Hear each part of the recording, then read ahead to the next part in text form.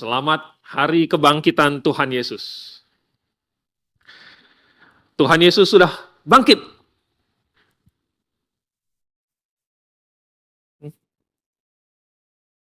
Sayang sekali, ini jarang kita ucapkan. Mari kita buka Alkitab kita di dalam Kisah Para Rasul pasal yang keempat. Kisah Para Rasul pasal 4 kita baca beberapa ayat dari 8 sampai 12. Kisah Rasul 4 ayat 8 sampai 12 kita akan baca silih berganti. Saya duluan ayat 8. Kemudian jemaat boleh ayat 9. Satu ayat kita bergantian sampai 12. Kalau sudah dapat, mari kita baca Kisah Para Rasul pasal 4 ayat 8 sampai 12. Maka jawab Petrus penuh dengan Roh Kudus, "Hai pemimpin-pemimpin umat dan tua-tua,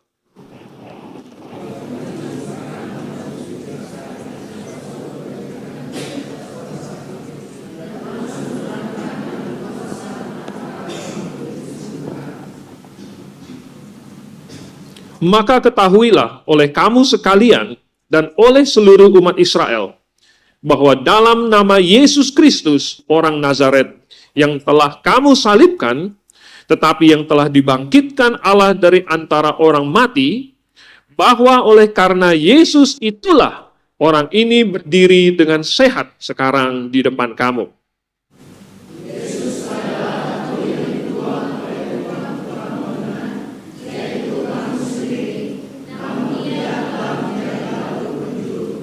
Dan keselamatan tidak ada di dalam siapapun juga, selain di dalam Dia. Sebab di bawah kolong langit ini, tidak ada nama lain yang diberikan kepada manusia, yang olehnya kita dapat diselamatkan. Mari kita berdoa. Ya Bapa di surga, kami sungguh mengucap syukur, dan kami sungguh berbahagia karena Engkau menang. Engkau telah merencanakan dari awal mula bagaimana keselamatan akan Engkau bangun, akan Engkau sediakan, dan berikan dengan cuma-cuma kepada setiap orang yang percaya. Dan kabar baik ini akhirnya sekarang Engkau titipkan kepada kami yang sudah menerimanya, agar kami teruskan kepada semua orang. Biarlah kami pada hari ini, sambil kami memperingati kebangkitan-Mu, kemenangan-Mu, kami juga bertekad di dalam hati kami untuk menjadi saksi-saksi. Sekarang kami mau belajar, Tuhan tolong pimpin, agar kami sungguh-sungguh bertekad untuk melakukan apa yang benar. Dalam nama Tuhan Yesus kami berdoa. Amin. Apa yang kita baca di sini benar-benar membuat saya kagum. Karena Petrus dan Yohanes sedang dihadapkan di depan mahkamah agama. Dan mereka dicecar, mereka diancam, mereka dituduhkan. Saya ada nonton persidangan Amsal si Tepu. Nangis-nangis dia. Dan ya nggak heran juga, karena apa? Dia itu orang kecil, dia itu orang biasa, tetapi di penjara, dicecar, padahal dia tidak ada salahnya apa-apa. Tapi saya tidak melihat adanya tanda-tanda Petrus dan Yohanes di sini menangis. Walaupun sebenarnya dia melakukan perbuatan yang baik. Dia menyembuhkan orang. Dia memberitakan kabar baik. Malah dia ditangkap, malah dia diancam. Tetapi dengan penuh keberanian, Petrus di sini berkata, waduh ya, hai pemimpin-pemimpin umat dan tua-tua. Di hadapan sidang hakim mungkin, dia bisa dengan mantap, dengan yakin, dan dia menyebutkan ya tentang kematian, lalu kebangkitan Tuhan Yesus. Sehingga ini membuat saya kagum. Saya jadi bertanya-tanya. Sebenarnya, seberapa seringkah kita bersaksi seperti Petrus ini? Seberapa beranikah kita untuk bercerita tentang kematian Tuhan Yesus, lalu kebangkitannya, dan menjadikan itu landasan pembenaran kita. Menjadikan itu suatu penjelasan untuk kita bagikan kepada orang lain. Mungkin dalam 1 tahun terakhir berapa kali kita membicarakan tentang kebangkitan Tuhan Yesus. Biasanya tema topik ini, ya, kematian, kebangkitan Tuhan Yesus, itu baru dikhotbahkan sekitar dekat-dekat ini. Bulan Maret, bulan April, karena nanti inilah ya waktunya nanti berbicara tentang kematian Tuhan Yesus, tentang kebangkitan. Mungkin dalam 1 tahun, berapa kali kita bisa dihitung dengan jari itu berkhotbah tentang kebangkitan Tuhan Yesus. Tetapi, betapa sayangnya bahwa suatu peristiwa yang begitu besar, suatu landasan iman kita hanya kita bicarakan beberapa kali dalam 1 tahun. Sangat sedikit. Ya, bukannya saya membela diri, tetapi mungkin kalau saya sendiri khotbah, karena ada terlalu banyak topik-topik lain juga yang bagus-bagus yang harus dipelajari. Sedangkan ini adalah topik yang mendasar. Tetapi, kalau kepada jemaat sendiri kita bisa membicarakan banyak topik yang lain, bagaimana dengan orang yang belum percaya? Apakah kita memakai kesempatan untuk berbicara tentang kebangkitan Tuhan Yesus? Apakah kita memakai kesempatan itu? Karena, dan ini hal yang sangat penting ini, ternyata berbicara tentang kebangkitan Tuhan Yesus itu adalah suatu strategi. Strategi untuk penginjilan. Ini adalah hal yang mereka pakai terus. Saya baca di dalam Kisah Para Rasul, ada kurang lebih 26 kali penulis menyebutkan tentang kebangkitan Tuhan Yesus. Dan tidak pernah ada penginjilan menjelaskan tentang Injil tanpa menyebut tentang kebangkitan Tuhan Yesus. Jadi kebangkitan Tuhan Yesus selalu menyertai pemberitaan Injil. Ada kematiannya dan ada kebangkitannya. Dalam kabar baik ini, ada dosa, ada kematian Tuhan Yesus, ada kebangkitannya, ada pemuliaannya, dan ada tantangan habis itu. Ini adalah formula yang dipakai oleh para pengkhotbah di zaman awal itu, para rasul. Dan saya tidak heran, ya, karena ini adalah suatu peristiwa yang sangat-sangat esensial. Dan ini efektif. Kebangkitan Tuhan Yesus telah membawa dampak yang sangat besar bagi para murid Tuhan Yesus. Mereka yang tadinya penakut. Bayangkan mereka sebelum tahu Tuhan Yesus bangkit, mereka ngumpet. Mereka tutup pintu, tutup jendela. Mereka menyembunyikan diri.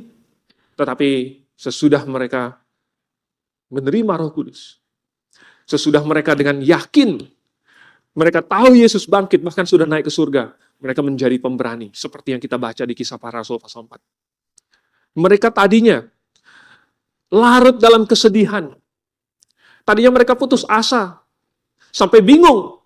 Habis ini kita mau ngapain? Petrus bilang, saya pergi menangkap ikan. Yang lain bilang, kami ikut. Mereka tidak tahu mau ngapain.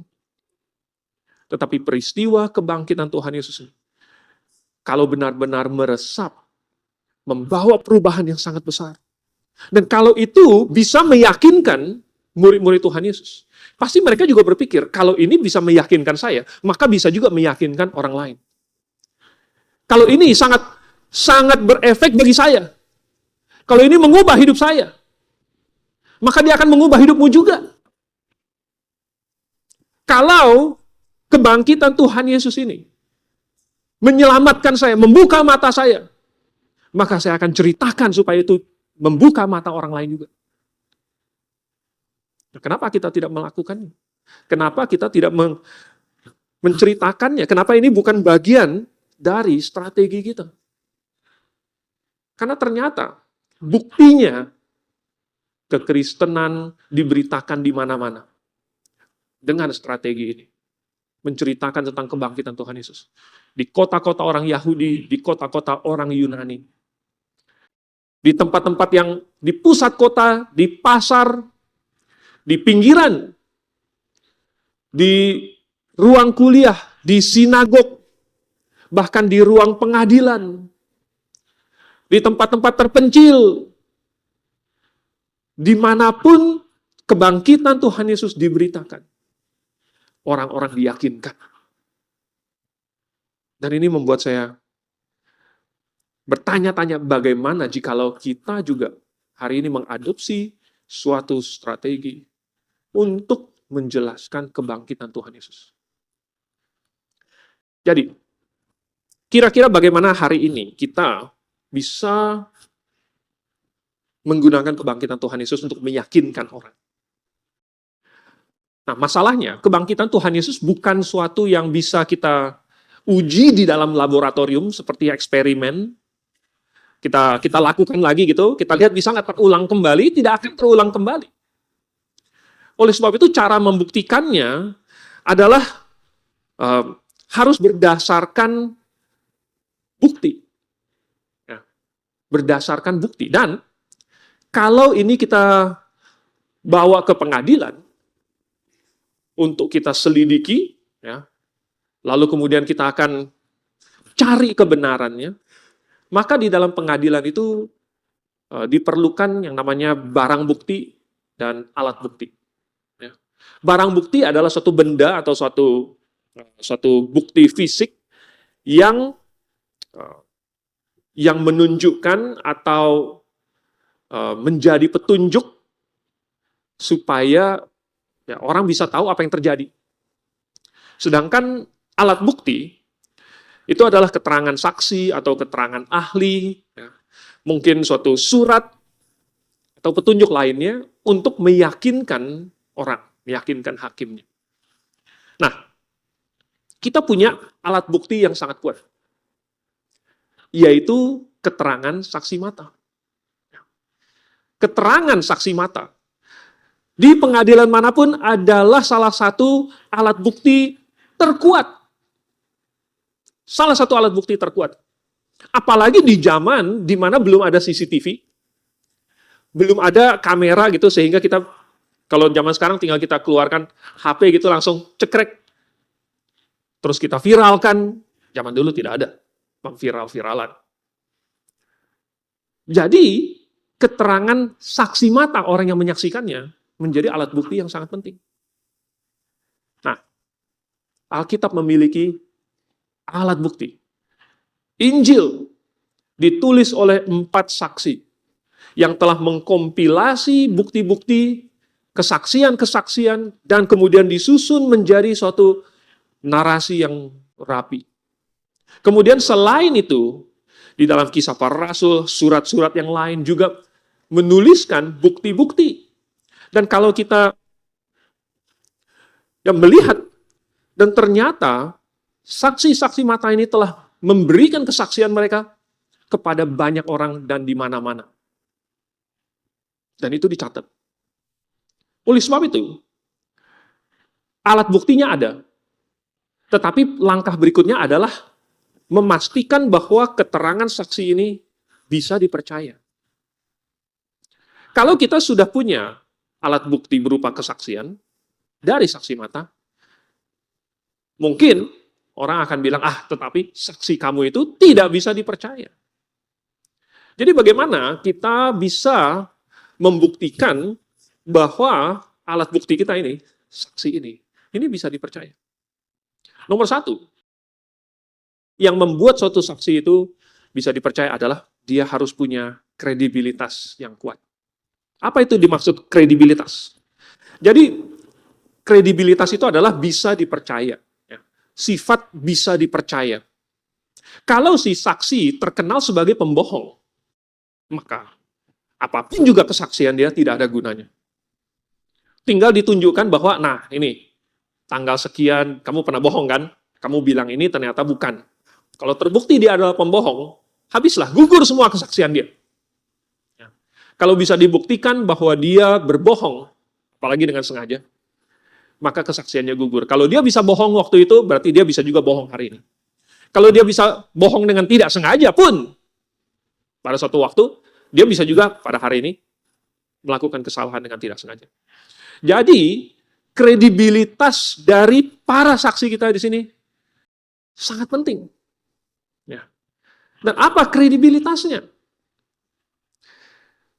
Para rasul Tuhan pakai menjadi tonggak yang menjangkar kesaksian para mula-mula itu. Sehingga Tuhan memakai mereka dengan cara yang sangat khusus. Itulah sebabnya sampai Tuhan membawa mereka kemana-mana, dan mereka melihat bahwa Tuhan Yesus itu selalu jujur. Mereka yang bersama-sama dengan Tuhan Yesus, yang tinggal bersama-sama dengan Tuhan Yesus, mereka hidup bersama-sama dengan orang yang jujur, dan mereka pun menjadi jujur. Bahkan mereka sangat menyesal ketika mereka suatu saat mungkin keselip dan keluar yang tidak jujur. Misalnya Petrus waktu dia menyangkal Tuhan Yesus 3 kali. Ditanya, kamu kenal dengan orang itu nggak? Enggak. Kamu kan bersama dengan dia. Dari logat kamu aja udah orang Galilea. Enggak. Waktu Petrus berbohong itu dan dia menyadarinya, dia langsung menyesal. Dia menangis dengan sedihnya. Ini adalah sifat dari orang yang jujur. Orang yang jujur bukan tidak bisa salah, bukan tidak bisa bohong. Hanya Tuhan Yesus yang tidak bisa bohong, yang tidak ada dosa. Tetapi orang dengan kredibilitas yang tinggi adalah orang yang memiliki sifat yang mengejar kejujuran. Dan itu dimiliki. Lalu kemudian Tuhan bukan hanya membangun karakter murid-muridnya menjadi orang-orang jujur, tetapi Tuhan kemudian menambah lagi dengan memberikan mereka kuasa untuk melakukan tanda dan mujizat. Sehingga apa yang mereka lakukan itu benar-benar mengokohkan bahwa firman yang mereka ucapkan berasal dari Tuhan. Mereka bisa membangkitkan orang mati juga. Bisa menyembuhkan orang sakit. Orang hidup pun bisa dimatikan. Ini membuat kredibilitas mereka itu tidak tertandingi. Kesaksian mereka memiliki kredibilitas tertinggi. Tapi ada atau tidak kemungkinan bahwa para murid pada waktu itu berbohong? Kemungkinannya sangat kecil, terutama kalau kita mempertimbangkan apakah mereka punya motivasi untuk berbohong. Biasanya suatu kejahatan itu harus ada 3 ya. Dia harus punya kesempatannya. Dia harus punya ada buktinya, ada barang buktinya. Lalu kemudian ada motivasinya. Apa yang memotivasi, melandasi kenapa dia melakukan suatu kejahatan? Kalau mereka berbohong, apa motivasinya? Supaya mereka bilang-bilang orang, Yesus sudah bangkit loh. Apakah para murid kemudian mendapat suatu untung? Apakah dengan bilang bahwa Yesus dibangkitkan mereka jadi kaya? Apakah mereka mendapat kekuasaan? Apakah mereka jadi terkenal, jadi hebat begitu? Kan tidak. Malah sebaliknya mereka dianiaya. Malah mereka mau dibunuh. Mereka akan kehilangan segala-galanya. Itulah sebabnya Tuhan membiarkan para murid-murid tidak ada yang kaya raya, tidak ada yang berhasil secara moneter, tidak ada yang karirnya lalu kemudian menanjak dan lain sebagainya, supaya membuktikan bahwa kesaksian mereka itu tidak ada motivasi material, jasmani, duniawi. Tidak ada. Semua kesaksian mereka itu benar dan dilandasi pada kebenaran. Orang mungkin rela mati untuk sesuatu yang dia pikir adalah bohong, tetapi tidak ada orang yang rela mati untuk sesuatu yang dia tahu adalah bohong. Jadi kalau murid-murid tahu betul bahwa Yesus tidak bangkit, tetapi kalau begitu mereka tidak akan rela mati untuk kebohongan itu. Jadi, kredibilitas mereka sangat tinggi. Lalu kemudian, fakta bahwa mereka adalah saksi mata langsung. Saksi mata langsung itu memiliki bobot yang lebih tinggi dibandingkan saksi mata tidak langsung. Kalau begitu namanya bukan saksi mata. Saksi mata punya bobot yang lebih tinggi dari saksi yang tidak langsung. Kalau saksi yang tidak langsung itu, dia mendengar misalnya dari pihak ketiga. Atau dia dengar dari orang lain. Oh, kata orang. Kan zaman sekarang banyak yang seperti itu. Katanya. Kata siapa? Pokoknya kata orang. Orang yang mana? Tidak tahu. Tetapi kalau saksi mata, berarti dia yang melihat langsung, maka dia memiliki kesaksian. Dia punya bobot. Para murid-murid ini mereka semua adalah saksi mata langsung. Bahkan Paulus sendiri pun adalah saksi mata langsung juga ketika dia melihat Tuhan di jalan ke Damsyik. Jadi mereka melihat langsung, mereka meraba Tuhan Yesus. Mereka berbicara, bercakap-cakap dengan Tuhan Yesus. Mereka saksi langsung. Kemudian, di dalam pengadilan itu, pasti akan dicek apakah kesaksian seseorang itu memiliki detail dan spesifisitas yang relevan. Ya. Detail-detail dan spesifisitas yang relevan.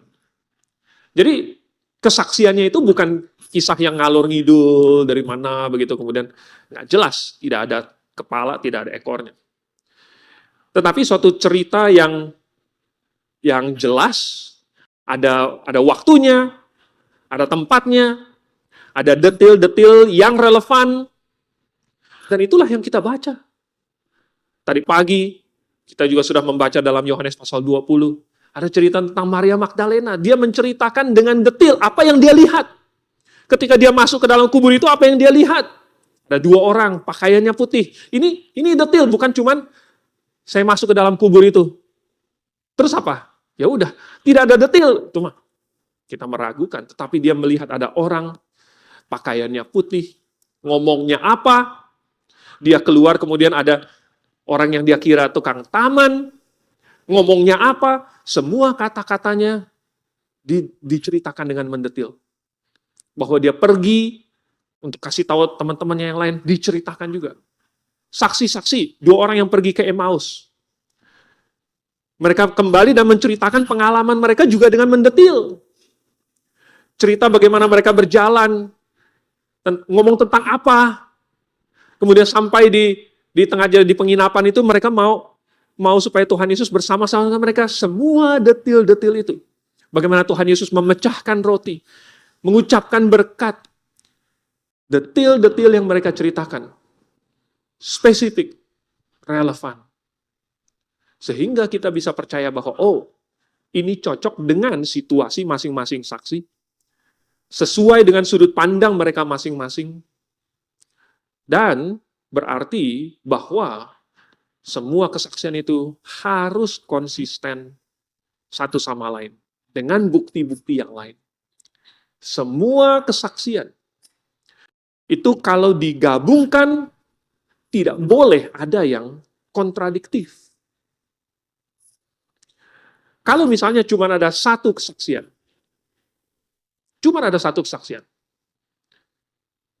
tidak ada alat bukti yang lain, tidak ada barang bukti, cuman kata si Anu, cuman kata dia doang. Kalau di dalam perjanjian lama, ini orang tidak boleh dihukum mati hanya karena kesaksian satu orang. Maka itu dianggap belum cukup barang bukti. Artinya, untuk memutuskan sesuatu yang sangat-sangat penting, maka minimal harus ada cross-check. Minimal itu bisa dikorroborasi oleh kesaksian lain atau barang bukti yang lain. Alkitab memberikan kepada kita banyak kesaksian. Dengan adanya banyak kesaksian, dengan versi-versi dari masing-masing sudut pandang, maka kita sebagai penyidik bisa mengumpulkan dan kemudian memilah-milahnya. Dan kita gabungkan menjadi suatu gambaran yang utuh. Nanti kita bisa cek, apakah semuanya itu konsisten atau tidak. Dan ternyata konsisten. Ya. Konsisten bagaimana ini semua cocok dengan satu sama lain. Cocok dengan barang buktinya. Ya. Bagaimana caranya kita bisa mengeceknya? Ya kita daftarkan saja semua fakta-faktanya, semua catatannya, lalu kita uji satu-satu. Sama seperti kenapa kita percaya bahwa Tuhan Yesus pasti disalibkan pada hari Rabu. Karena inilah satu-satunya perhitungan yang cocok dengan kata-kata Tuhan Yesus mengenai tanda Yunus. Ketika Tuhan Yesus mengucapkannya bahwa sama seperti Yunus berada di dalam perut ikan 3 hari dan 3 malam. Demikian juga anak manusia akan berada di dalam perut bumi 3 hari dan 3 malam. Cocok dengan kebetulan pada tahun itu 14 Nisan jatuh pada hari Rabu. Dan 15 Nisannya hari raya jatuh pada hari Kamis. Cocok dengan catatan di Markus pasal 16 di mana perempuan-perempuan membeli rempah-rempah sesudah hari Sabat.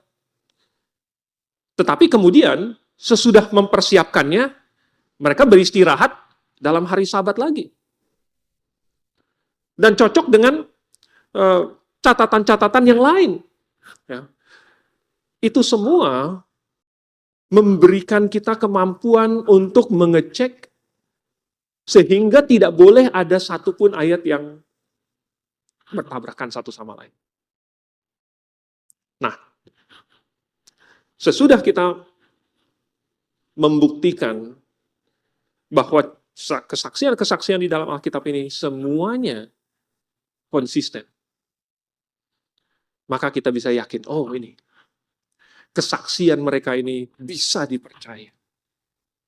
Nah, bukan cuma kesaksian saja, ada barang bukti. Ingat, selain alat bukti, ada juga barang bukti. Apa barang bukti yang bisa dipakai oleh orang zaman itu sampai sekarang? Yaitu fakta bahwa kubur Tuhan Yesus kosong. Banyak orang meremehkan fakta bahwa kubur Tuhan Yesus kosong. Anda tahu apa artinya kalau tidak ada mayat? Kalau tidak ada mayat, maka tidak bisa dipastikan bahwa orang tersebut sudah mati. Gimana? Nggak ada mayatnya. Dokter tidak bisa keluarkan sertifikat kematian. Asuransi jiwa juga nggak akan cair. Mana nggak ada mayatnya. Bagaimana? Ya. Sehingga kubur yang kosong ini adalah suatu barang bukti sesuai dengan klaim bahwa Yesus sudah bangkit, tidak ada mayat. Kalau Tuhan Yesus tidak pernah bangkit, berarti Tuhan Yesus yang mati itu masih tetap mati dan harusnya ada mayatnya. Tetapi tidak ada mayat itu. Tidak ada. Dan gampang sekali bagi para imam-imam, para orang Farisi, ahli Taurat, orang Saduki, kalau mereka mau membuktikan bahwa kekristenan itu palsu, tinggal mereka tunjukkan ini mayat Yesus yang waktu itu mati. Mana katanya bangkit, tidak ada. Justru para imam-imam itu mereka sudah tahu bahwa kalau sampai Tuhan Yesus itu benar-benar bangkit, maka akan lebih parah daripada sebelumnya. Makanya mereka minta supaya kubur itu dijaga. Dan itulah alasannya mengapa tidak mungkin mayat Tuhan Yesus itu sampai dicuri. Kalau ada orang yang bilang bahwa, oh iya memang tidak ada mayat Tuhan Yesus di kubur itu, karena mayatnya dicuri. Ya, ini tidak mungkin. Ada banyak alasannya. Misalnya, tadi saya sudah singgung, karena dijaga oleh prajurit di dalam Matius pasal 27. Para imam-imam mereka pergi ke para Pilatus. Dan kasih tahu bahwa orang ini waktu hidup sudah bilang bahwa dia akan bangkit pada hari ketiga. Jadi tolong sekarang, ini kasih kami pasukan untuk menjaga, untuk mensegel, untuk membuatnya seaman mungkin. Dan Pilatus memberikannya. Katanya, buat seaman mungkin. Bikin berarti ditempatkan penjaga dengan maksimum security. Supaya jangan sampai bisa dicuri. Jadi, Anda bisa bayangkan, kalau murid-muridnya pada waktu itu mau mencuri mayat Tuhan Yesus, berarti mereka harus melewati prajurit-prajurit itu. Berarti berantem dong. Tetapi kalau mereka sampai berantem di situ, ya, kenapa nggak ketahuan? Memangnya berantemnya itu terus kemudian berantem diam-diam gitu? Nggak mungkin kan? Tidak mungkin berantem diam-diam. Dan lagi pula para prajurit nggak kalah. Para prajurit itu nggak mati. Ya kan? Kalau prajuritnya nggak mati, nggak kalah, bagaimana prajuritnya bisa membiarkan mayat Tuhan Yesus diambil? Sedang mereka lagi menjaga di situ. Kalau sampai mayat Tuhan, kalau sampai mereka kalah, prajurit kalah, oke, barulah mungkin mayat Tuhan Yesus bisa digondol. Tetapi di situ tidak ada prajurit yang mati. Berarti para prajurit tidak dikalahkan. Tetapi bagaimana? Apakah murid-murid Tuhan Yesus bisa menyelinap begitu? Lalu kemudian mencuri mayat dari dalam kubur itu? Bagaimana bisa menggulingkan batu tanpa ketahuan sama prajurit yang menjaga?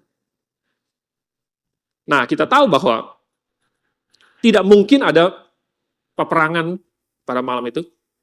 Karena, atau pagi, ya, karena apa? Ada penjelasan resmi dari imam-imam alasan kenapa tidak ada mayat Tuhan Yesus di situ. Adalah karena para prajurit ketiduran. Jadi bukan karena mereka berantem lalu kemudian kalah, tetapi karena para prajurit ketiduran. Yang sangat-sangat lucu sekali.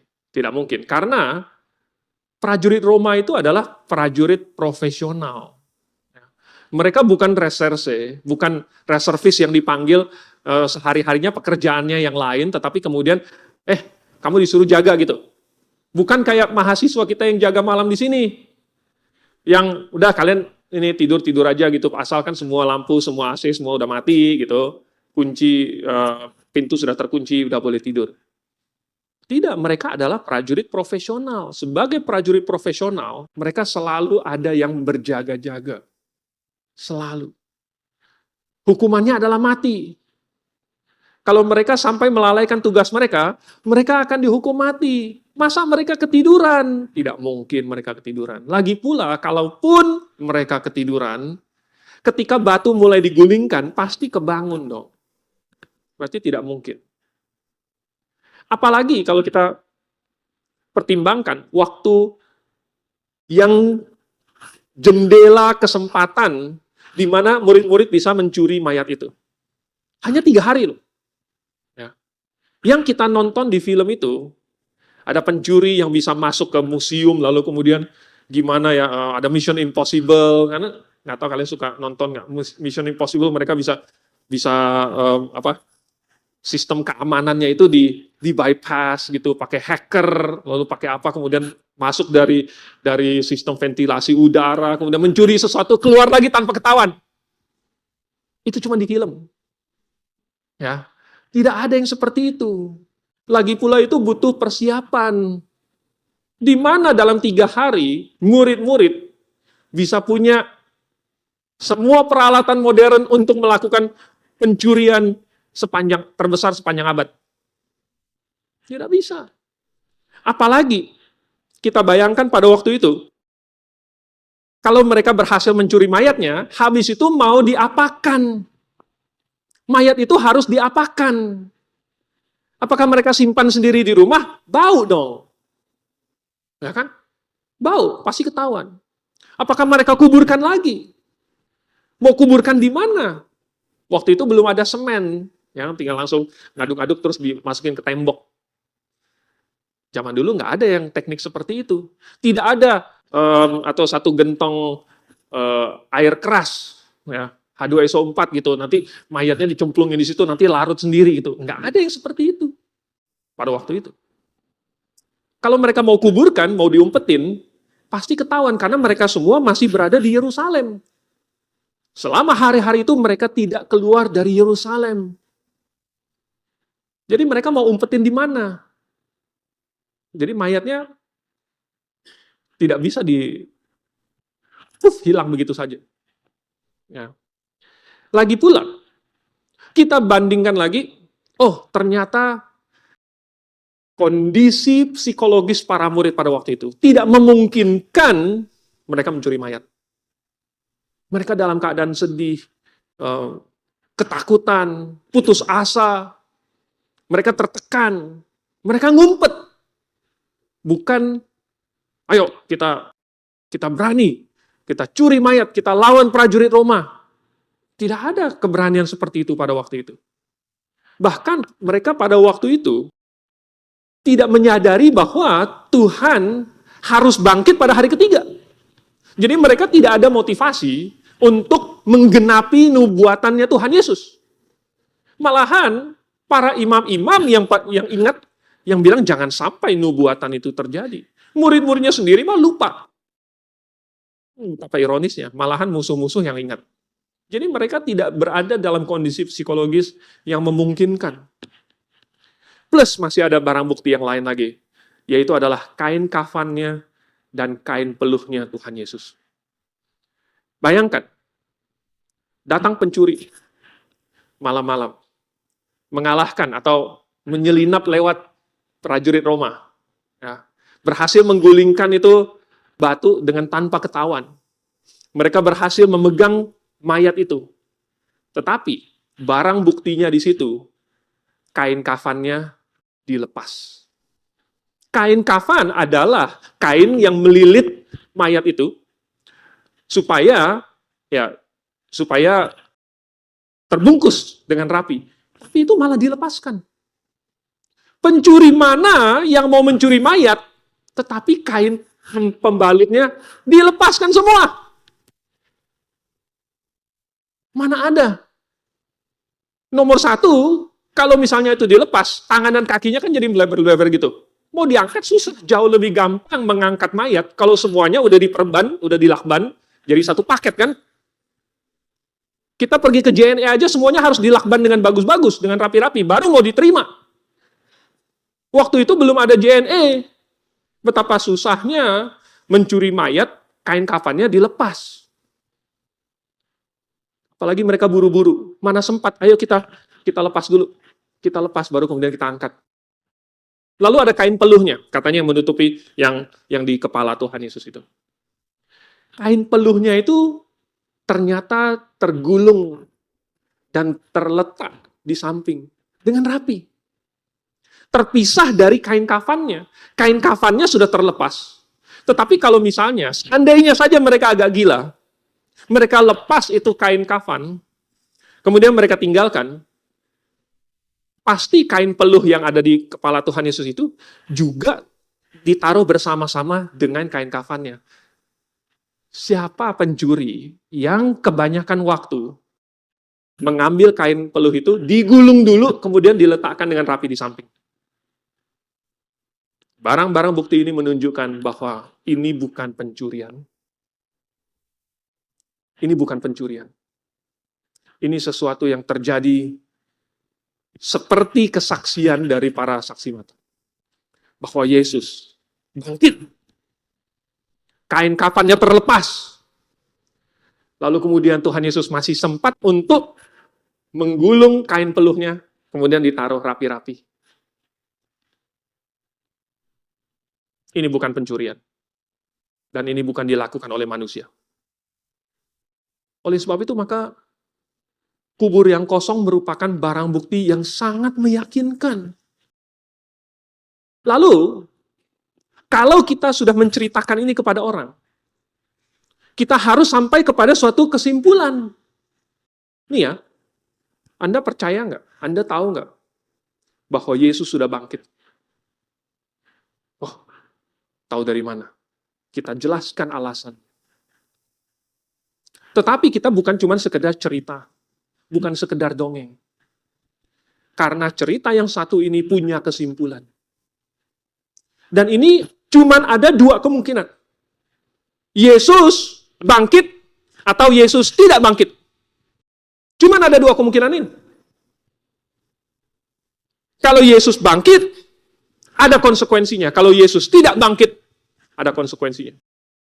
Kalau Yesus tidak bangkit, maka kekristenan adalah bohong. Kalau Yesus tidak bangkit, maka semua yang dikatakan oleh Alkitab, semuanya bohong. Semua janji-janji Tuhan Yesus bahwa aku nanti pergi ke tempat Bapa, ya, aku akan menyediakan suatu tempat bagimu, dan aku sedang datang kembali. Lalu kemudian aku akan membawa kamu ke situ. Sehingga tempat di mana aku berada, kamu pun berada. Di mana itu? Di dalam kubur. Maka semua kata-kata Tuhan Yesus, semua janji-janjinya itu palsu. Maka Yesus adalah peng-PHP terbesar. Memberi harapan palsu. Karena dia mati. Dan dia tidak bisa bangkit kembali. Kalau Tuhan Yesus tidak pernah bangkit kembali, maka tidak perlu ada kekristenan. Tidak perlu ada Alkitab. Tidak perlu kita membaktikan diri kita untuk datang ke gereja, untuk nyanyi, untuk kasih persembahan, kasih persepuluhan. Tidak perlu. Karena tidak ada kebangkitan itu. Semua orang yang mati akan tetap mati. Tapi kalau Tuhan Yesus benar-benar bangkit, maka semua yang Tuhan Yesus katakan itu adalah benar.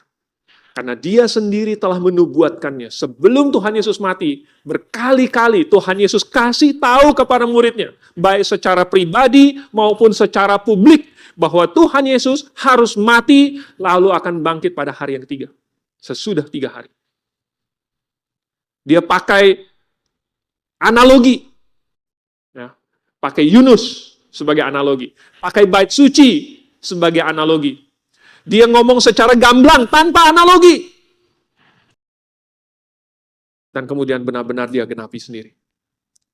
Itu membuktikan bahwa semua kata-kata Tuhan Yesus ternyata adalah benar. Ini membuktikan bahwa Yesus benar seperti yang dia katakan. Dia adalah Mesias itu. Dia adalah anak Daud. Dia adalah anak Allah. Dia bisa mengampuni dosa. Bahwa dia berkuasa atas hidup dan mati. Bahwa dialah kebangkitan dan hidup. Barang siapa percaya kepadaku tidak akan mati.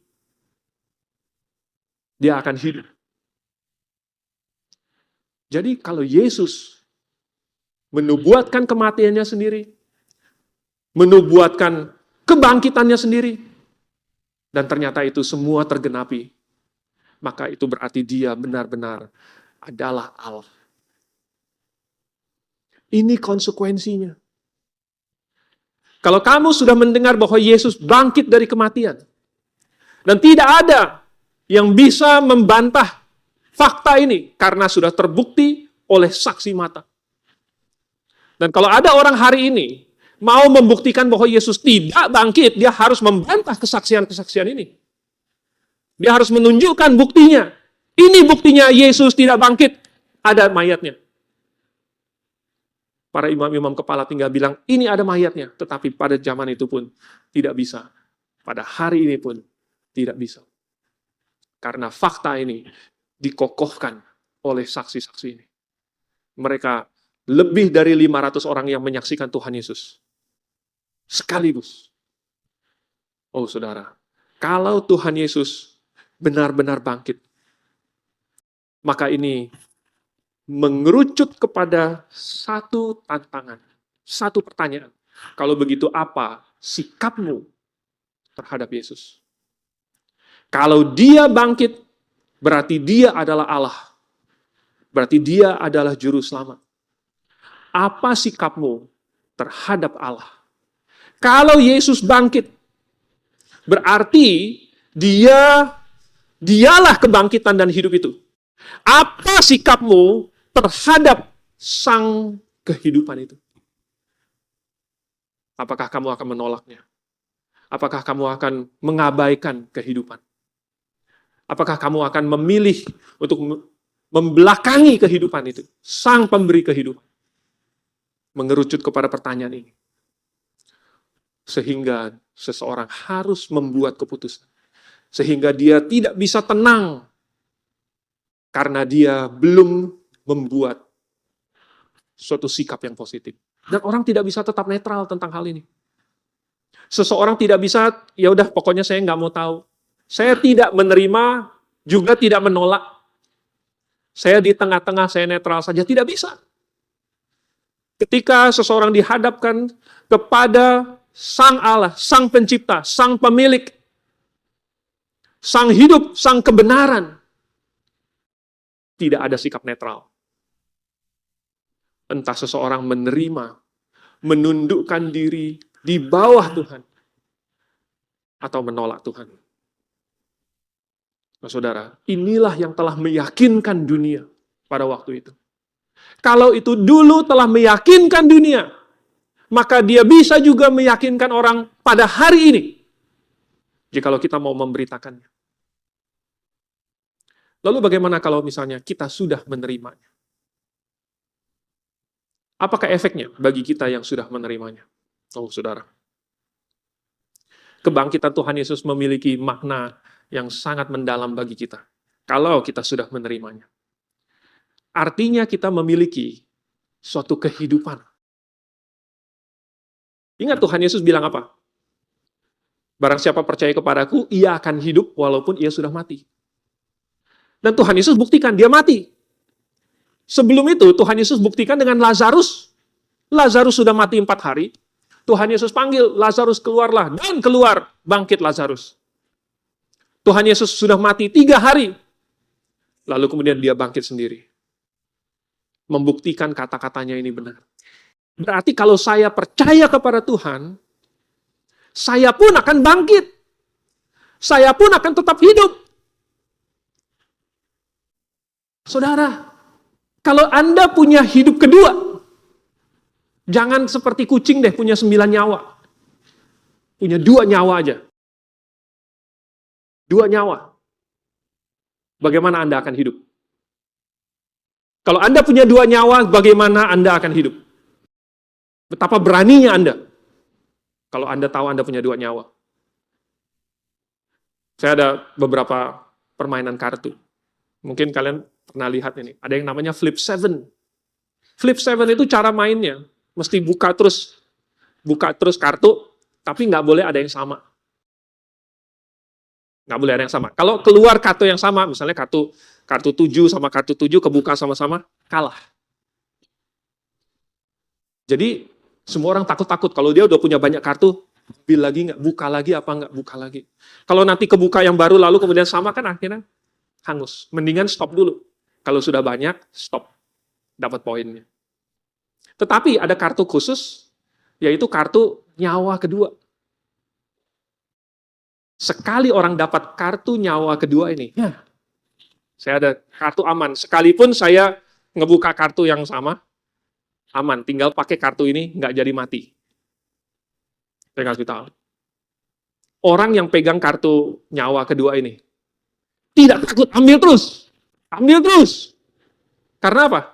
Kalaupun dia sampai kena kartu yang sama, nggak takut. Tidak takut.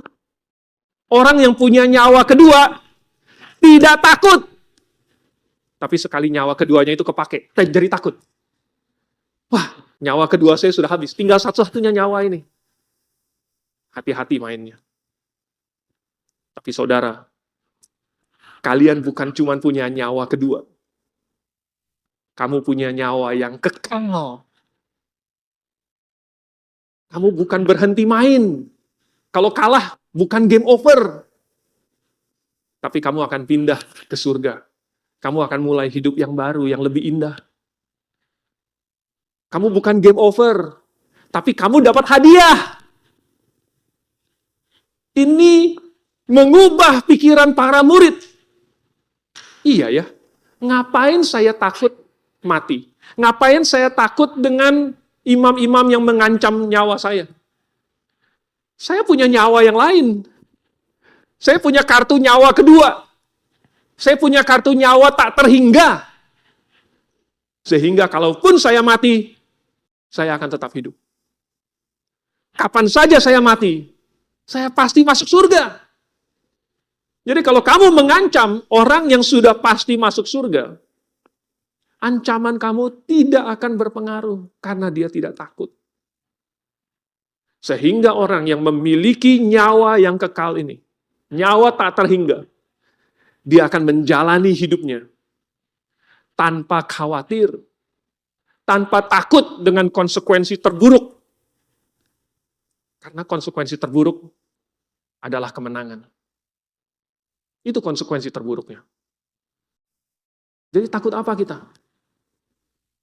Kita malu-malu apa? Kita ragu-ragu kenapa? Karena kita sudah memiliki nyawa yang terhingga ini. Maka beritakanlah kebangkitan Tuhan Yesus. Itu yang sudah meyakinkan saya. Maka itu akan meyakinkan orang lain juga. Mari kita tundukkan kepala, kita berdoa. Bapa di surga, tentu kami masih perlu banyak sekali belajar sebelum kami mendekati level para pahlawan iman yang sudah mendahului kami. Kami perlu banyak bergiat Tuhan, bekerja, supaya kami bisa berlomba untuk mengejar mereka yang di depan kami.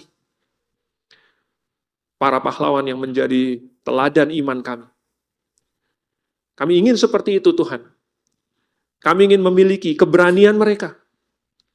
Kami ingin memiliki pengetahuan mereka, pemahaman, keahlian mereka untuk menggunakan firman Tuhan, menjelaskannya.